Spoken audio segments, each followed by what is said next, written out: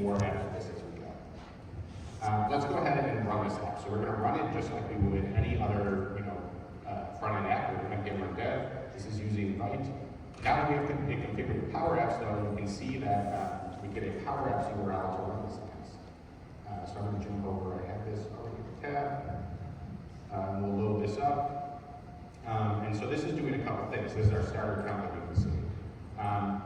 This is actually running straight from my local box. You can see the app ID is local. Same is running in local mode.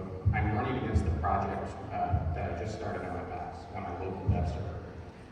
This is I mentioned we have a starter template using Power out of the box.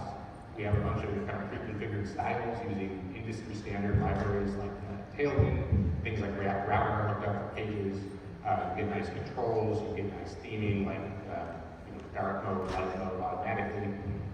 It's very easy to work with and get started. Jumping back to the code, the next step here is we want to actually wire up the Dataverse. So how do we go ahead and do that? Hitting an issue there. All right, we're good.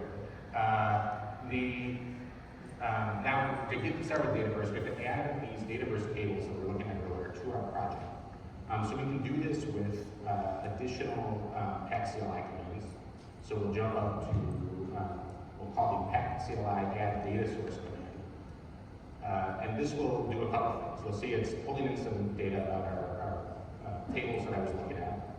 But if we go to the Power Config JSON, the first thing we'll see is that it added more metadata to our app. We associated that table, and now Power Apps as a platform will know that this app talks to this table, just like you would add a data source into other apps. But that is not all. We can also see now we have this generated folder in here. This, in addition to associating the table with our app, we also have some generated services and model code that let us quickly talk to Dataverse and make it easy to use. You can see we have a service file that has a create, update methods, ability to get and list records, very simple methods to use.